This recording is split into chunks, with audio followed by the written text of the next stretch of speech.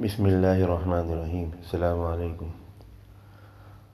حضرت سیدنا ابو دجانہ رضی اللہ تعالیٰ عنہ نے رسول کریم صلی اللہ علیہ وسلم کی خدمت میں عرض کیا، یا رسول اللہ، میں اپنے بستر پر سوتا ہوں تو اپنے گھر میں چکی چلنے کی آواز جیسی آواز سنتا ہوں اور شہد کی مکھی کی بھنبھناہٹ جیسی بھنبھناہٹ سنتا ہوں اور بجلی کی چمک جیسی چمک دیکھتا ہوں۔ پھر جب میں گھبرا کر اور مرعوب ہو کر سر اٹھاتا ہوں تو مجھے ایک کالا سانپ نظر آتا ہے جو بلند ہو کر میرے گھر کے صحن میں پھیل جاتا ہے۔ پھر میں اس کی طرف مائل ہوتا ہوں اور اس کی جلد کو چھوتا ہوں تو اس کی جلد ایک جانور جیسی معلوم ہوتی ہے۔ وہ میری طرف آگ کے شعلے پھینکتا ہے۔ میرا گمان ہوتا ہے کہ وہ مجھے بھی جلا دے گا اور میرے گھر کو بھی۔ تو رسول کریم صلی اللہ علیہ وسلم نے ارشاد فرمایا، اے ابو دجانہ، تمہارے گھر میں رہنے والا جن ہے۔ رب کعبہ کی قسم، اے ابو دجانہ، کیا تم جیسے کو بھی کوئی تکلیف دینے والا ہے؟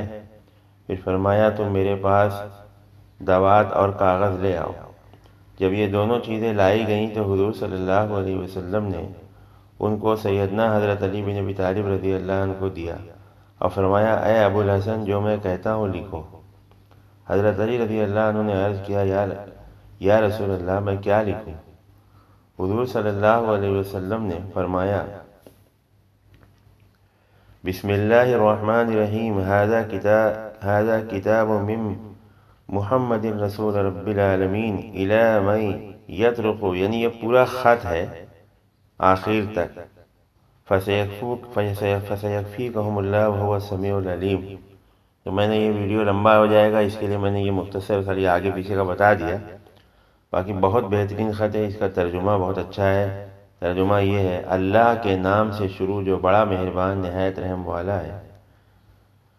یہ خطہ ساری دنیا کے پروردگار اور رسول محمد صلی اللہ علیہ وسلم کی طرف سے گھروں کے دروازے کھٹکھٹانے والے، یعنی عمارتوں میں رہنے والے جنات، بدکار، صالحین، مگر بھلائی لانے والے ایسے مہربان جنات کے لیے ہے کہ اس کے بعد بے شک ہمارے اور تمہارے حق بات وسعت ہے۔ لہذا اگر تو بہت گرویدہ ہونے والا عاشق ہے یا مشقت میں ڈالنے والا بدکار ہے یا حق کی طرف راغب ہے یا فساد پیدا کرنے والا ہے، تو یہ اللہ تبارک و تعالیٰ کی ہم پر اور تم پر حق بولنے والی کتاب ہے۔ بے شک ہم ختم کر دیتے ہیں جو کچھ تم کرتے ہو، اور ہماری جماعت، ہماری بھیجی ہوئی جماعت لکھتی ہے جو کچھ تم فریب کرتے ہو، اور میری اس کتاب والے کو تم لوگ چھوڑ دو، بتوں کی پوجا اور اللہ کے ساتھ دوسرے معبودوں کو شریک ٹھہرانے والے کی طرف بھاگ جاؤ۔ اس کے سوا کوئی معبود نہیں، اس کی ذات کے سوا ہر چیز فانی ہے، اسی کا حکم ہے اور اس کی طرف لوٹائے جاؤ گے۔ تمہاری مدد نہیں کی جائے گی، اللہ کے دشمن جدا ہو جائیں گے اور اللہ کی دلیل پہنچ گئی، اور گناہ سے بچنے کی طاقت نہیں نہ نیکی کی قوت مگر اللہ کی توفیق سے۔ تو اے محبوب، ان قریب اللہ ان کی طرف سے تمہاری کفایت کرے گا، اور وہی سنتا اور جانتا ہے، سننے جاننے والا ہے۔ حضرت ابو دجانہ رضی اللہ عنہ فرماتے ہیں کہ میں نے اس خط کو لیا اور لپیٹ لیا اور اپنے گھر لے گیا اور اپنے سر کے نیچے رکھ کر رات بھر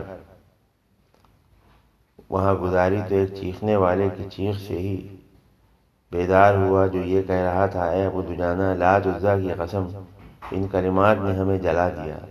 تمہارے نبی کا واسطہ، اگر تم یہ خط مبارک یہاں سے اٹھا لو تو ہم تیرے گھر میں کبھی نہیں آئیں گے، اور ایک روایت میں ہے کہ ہم نہ تمہیں تکلیف دیں گے نہ تمہارے پڑوسیوں کو، اور نہ اس جگہ جہاں یہ خط رہے گا۔